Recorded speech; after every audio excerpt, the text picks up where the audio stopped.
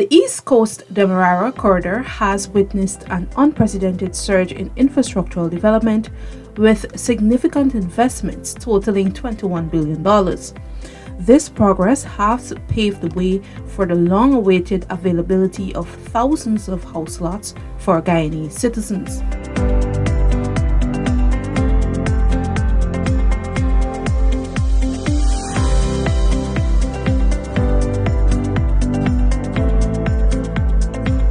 So we are very excited about the transformation that is about to take place on the East Coast.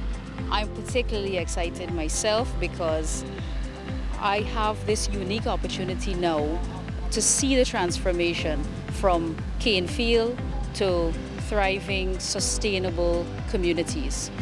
We saw President Ali, when he was minister, do this on the East Bank, and he told us stories about how when he went to see the land that is now Eccles, water was almost to his chest, and that's how difficult the areas where the land was to develop, but yet we were able to conquer that.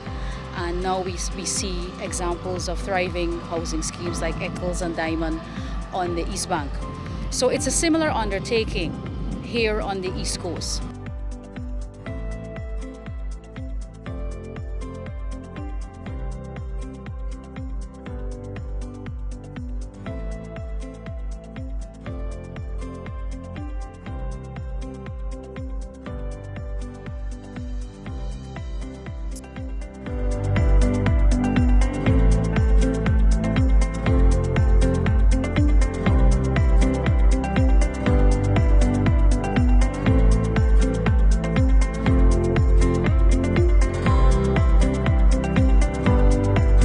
Numprel Enterprise in Moor Falls, Hope, Lozignan, and Annandale are among new housing developments benefiting from similar works. So we are standing here in Two Friends at the moment.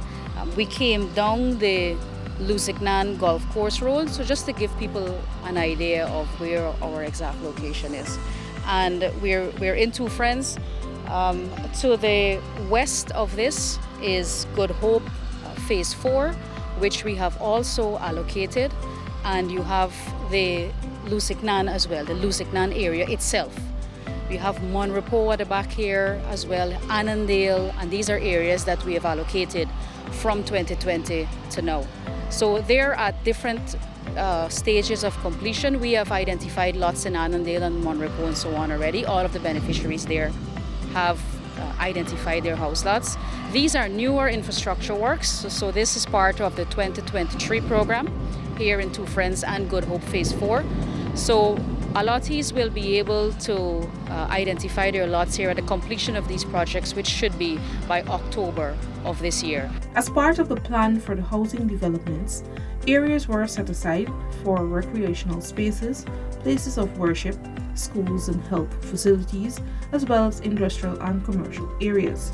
I don't have to tell you what this does for the construction sector, for the creation of jobs, and also to stimulate the economy, wholesale, retail sales, and of course we have the Enmore industrial site as well, which will see a lot of commercial and industrial activity there, which is very good for job creation and in breathing new life into these communities. So the East Coast is by no means isolated from Georgetown or from the East Bank. At one point we may have to demarcate where the East Coast ends and the East Bank begins, because it will be one big community linking both the coast and the bank. Notably, these areas will be connected through major road linkages such as the Ogle to Eccles Bypass Road. The people who are concerned about being in the back ought not to be, because we've been saying this to people so that they understand that there will be a road network that will ensure that people have access to and from their homes when they begin to occupy in these communities. So the Aubrey Barker Road link, will take them from the East Coast straight into Georgetown.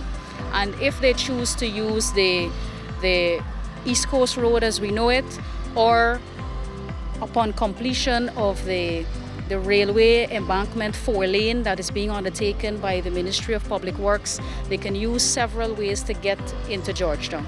There is Sheriff Street, there's going to be the Ogle to Eccles Highway. So it's a network of roads that and highways, internal roads as well as highways, that is being constructed simultaneously. The massive development on the East Coast corridor aligns with the government's manifesto promise to distribute 50,000 house lots to Guyanese.